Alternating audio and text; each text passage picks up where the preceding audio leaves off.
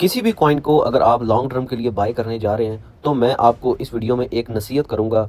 आप अगर उस नसीहत पे अमल कर लेते हैं तो आप किसी भी कॉइन को लॉन्ग टर्म के लिए बाय करेंगे तो वो आपको प्रॉफिट ही देके जाएगा। जिस तरह ये आपके सामने नए नए मार्केट में कॉइन्स आ रहे हैं और आपके सामने ये शो हो रहे हैं, जिसमें bio protocol, usual coin, Pengu, 1000 cat, वीना, ये जितने भी कॉइन्स हैं, कोई भी कॉइन आप अगर बाय करने जा रहे हैं जो कि टॉप 20 से ऊपर हैं, ठीक है, उन कॉइन्स में अगर आप अपना पैसा डालने जा रहे हैं लॉन्ग टर्म के लिए तो सिर्फ आपने एक चीज़ पे अमल करना है, और एक चीज़ जो मैं आपको बताने लगा हूँ वो आप समझ लेंगे तो आप कभी भी जिस प्रोजेक्ट में भी पैसा डालेंगे वो आपको प्रॉफिट देके जाएगा।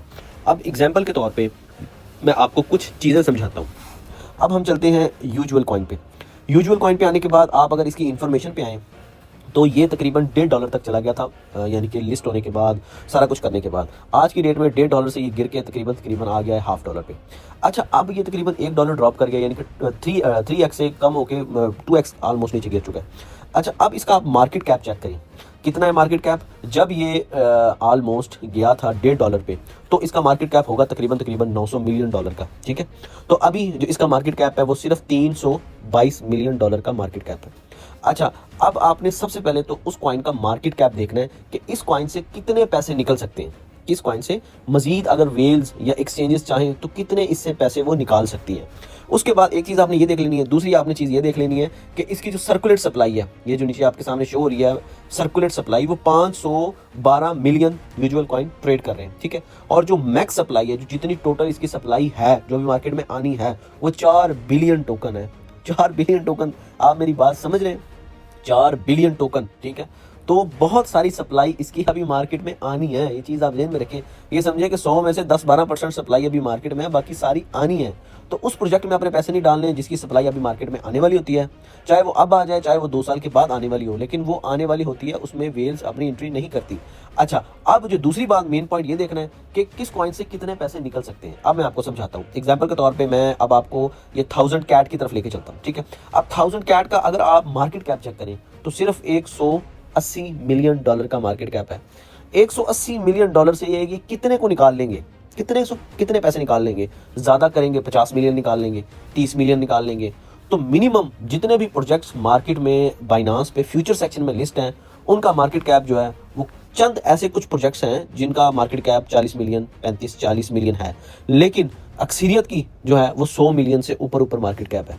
तो मेरा कहने का मतलब ये है कि जब भी किसी भी प्रोजेक्ट में एंट्री डालें तो आपने एक चीज़ ये देखनी है कि उसकी सप्लाई मार्केट में आने वाली ना हो, जितनी सप्लाई है उतनी मार्केट में सर्कुलेट होनी चाहिए। उसके बाद उसका मार्केट कैप चेक कर लें। जो टॉप 20 से ऊपर के प्रोजेक्ट्स हैं मैं उनकी बात कर रहा हूँ, मैं अब आपको जो टॉप के प्रोजेक्ट्स हैं उनकी नहीं बात कर रहा। अब जैसे कि 180 मिलियन का मार्केट कैप है, ये कितना को और गिर जाएगा, ज़्यादा भी गिरेगा तो चलो कोई 40% और गिर जाएगा, 50% और गिर जाएगा, फिर एकदम से ये पंप होगा।